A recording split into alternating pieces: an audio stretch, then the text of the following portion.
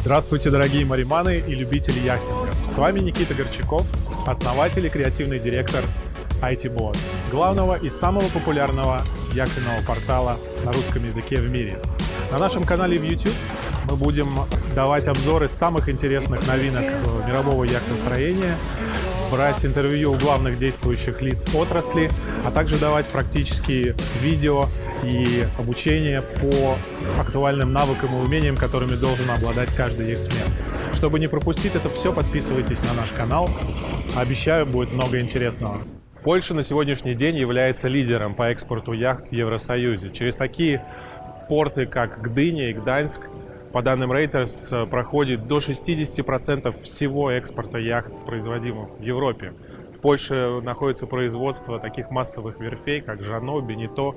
Очень многие американские верфи, Brunswick Group делает катера в Польше, шведские, финские.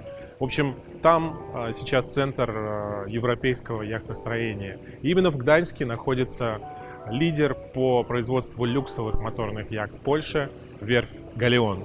И сегодня мы будем смотреть новинку этой верфи, модель Галеон 400 Fly, 12-метровую флайбрижную яхту. Посмотрим.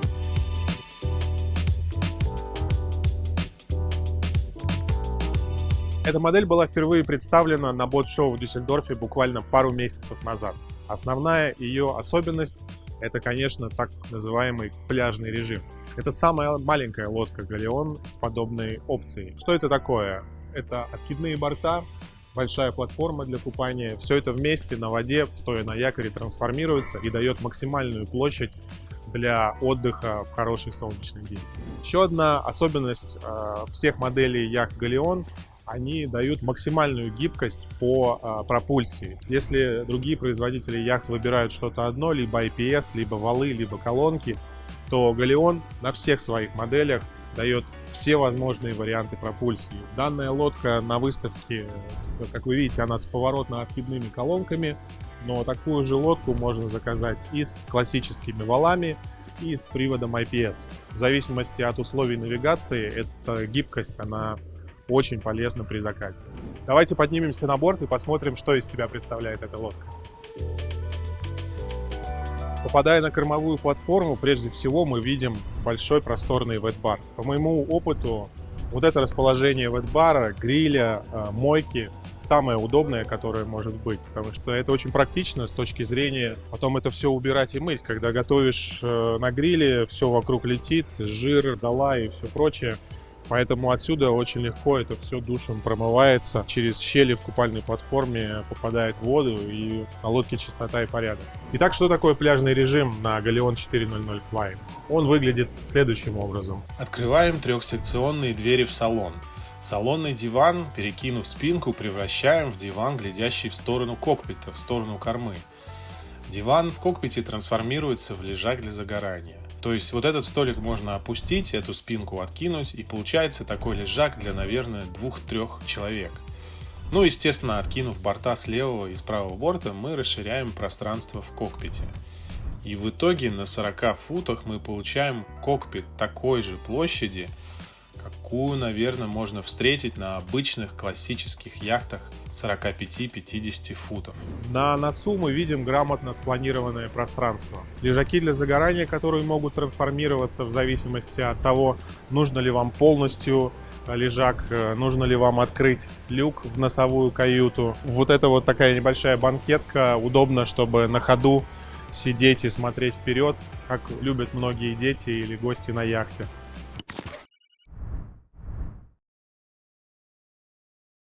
В целом здесь много места и удобные проходы по бокам. Дальше мы проходим в салон, и на что мы можем обратить сразу внимание. Во-первых, широкое панорамное остекление, окна идут в пол, максимальной ширины, максимальной высоты. Это, опять же, одна из фишек Галеона, которая прослеживается на всех их моделях. Здесь у нас идет компактный, но богато оборудованный камбус со всем необходимым. И его расположение удобно, например, если на этой лодке будет отдыхать семейная пара, муж за рулем, жена готовит обед или завтрак. Иногда бывает так, что камбус либо внизу расположен, либо где-то в другом конце, и там приходится кричать через всю лодку. Это не очень удобно. Здесь все компактно и максимально удобно. Пост управления здесь все стандартно. Подавливающее устройство, контрольные панели двигателей, рукоятки справа.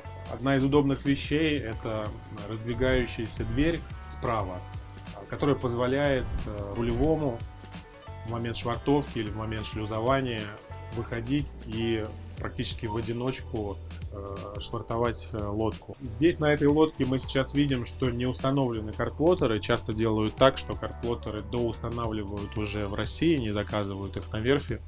Иногда это более выгодно. Но понятно, что здесь очень много места, и можно разместить два полноценных 12-дюймовых карплоттера. На что еще можно обратить внимание в салоне, это вот этот диванный уголок, который путем нехитрых манипуляций, ну вот эта спинка, естественно, откидывается в ту сторону, столик опускается, сюда можно положить дополнительную подушку, и мы получаем дополнительное спальное место в салоне. То есть, если так получилось, что на лодке оказалась с ночевкой компания больше планируемой, всегда есть два дополнительных места. Либо это еще место удобно на вахтах. То есть недалеко от руля капитан на длительных переходах или там на ответственной якорной стоянке может спать здесь, и тем самым это просто безопаснее. Итак, что мы видим внизу на этой лодке по размещению? На этой лодке две каюты и два санузла. Именно два санузла — это такая относительная редкость. Обычно, когда две каюты на этом размере, санузел один общий. Здесь же у каждой каюты свой полноценный туалет с полноценным полноразмерным душем. Носовая каюта в стандарте выглядит вот таким вот образом. Как опцию ее можно одну большую кровать разделить на две. Мастер-каюта находится здесь. По размеру кровати и площади она больше, чем носовая каюта, но ввиду конструктивных особенностей лодки здесь уже нет высоты в полный рост, поэтому для того, чтобы пройти на кровать или сесть на столик, приходится немного нагнуться. Но это издержки размера 40 футов в целом, который не дает такого простора, естественно, как в более крупной лодке. Что здесь интересного? Это вот полноценное такое место для дам, для макияжа, макияжный столик. Это уже как на больших, серьезных суперяхтах, как в лучших домах Парижа.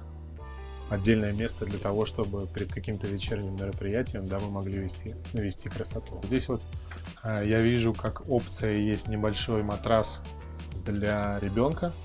То есть в этой каюте может, в принципе, размещаться двое взрослых и один ребенок. Хозяйский санузел — это отдельный туалет, отдельный душ со стеклянной перегородкой и с двумя режимами. Он может литься как с потолка, так и есть отдельная лейка. Итак, поднимаемся на флайбридж. Широкие просторные ступени здесь немного крутоваты. То есть мне с моим ростом, в принципе, нормально, но ребенок, наверное, будет подниматься здесь с трудом. Что у нас есть на флайбридже? Здесь все достаточно стандартно. Второй пост управления. Естественно, на длительных переходах это гораздо удобнее. Сверху больше видно. Тоже те же буи, какие-то топляки на воде, какая-то отдельная навигационная обстановка. По площади для 40 футов площадь неплохая. Есть 40-футовые лодки с гораздо меньшим флайбриджем, чем здесь. Достаточно просторно. Интересное решение с диваном, который проходит по всей длине флайбриджа, немного по корме. Ну и обеденный столик здесь. Единственное, что я мог бы отметить не очень логично сделанного на флайбридже, это радарная арка. Она, на мой взгляд, сделана слишком низко. То есть, если мы установим вот сюда радар, то он будет излучением работать и задевать людей, которые будут стоять, например, вот здесь, за постом управления, или просто передвигаться по лодке. Сейчас современные радары, конечно, у них излучение минимизировано, но все равно, чтобы лишний раз ему не подвергаться, обычно радар ставят повыше. Что мы видим вот на Галеоне 420, там радарная арка сантиметров, наверное, на 40 приподнята над спинкой. Ну, на этой лодке это можно решить тем, что саму мачту, то есть вот эту металлическую часть, заказать, сделать повыше и приподнять тем самым радар. это то, что я бы заказал сам, если бы заказывал эту лодку. Но мы видим, что на этой данной конкретной лодке пол флайбриджа покрыт нескользящей краской.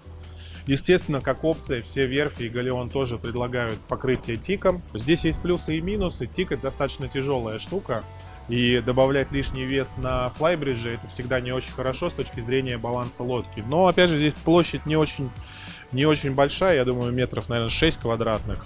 Плюс, если поставить современный искусственный тик, и тем самым можно решить проблему эстетическую, но и как бы не сильно добавляя вес. Потому что нескользящая краска, она, конечно, ее минус в том, что она потом очень сложно отмывается. Она забивается грязью, становится серой. И вот здесь на флайбридже это мыть, это будет, конечно, целая морока. Наверное, стоит отметить, что вот люк для доступа в моторный отсек, он очень маленький. Обычно на лодках его ставят больше, но тут объективно за счет, наверное, диванной зоны его сделать больше было нельзя. Поэтому сам процесс залезания в моторный отсек, он такой немножко стоит заморочиться этим. Но уже внутри моторного отсека здесь очень просторно. К двигателям, к обоям есть доступ с любой стороны. Единственное, что передвигаться немножко, наверное, ползком придется. Здесь много места, можно еще какое-то дополнительное оборудование установить. Вот есть генератор. То есть сам моторный отсек вполне просторный. Как мы видим, эта лодка выполнена в светлых тонах. Светлое дерево, светлая алькантара. Но Галеон дает возможность заказать интерьер практически из любого дерева и материал обивки любого цвета, любой фактуры, который подходит клиенту. Не все верфи, опять же, на этом размере дают такую возможность. Бывает так, что варианта цвета всего на выбор дают 2, а по дереву вариантов вообще не дают. Здесь простор для творчества максимально широкий. Ну что, давайте резюмируем. Стоимость этой лодки в базовой комплектации на верфи X-Works составляет 349 тысяч евро. С набором опций, наверное, будет где-то 400-420. Это на верфи, да, без таможни. А с таможней в России порядка 600 тысяч евро. Ну, за эту цену, я считаю, очень достойный вариант.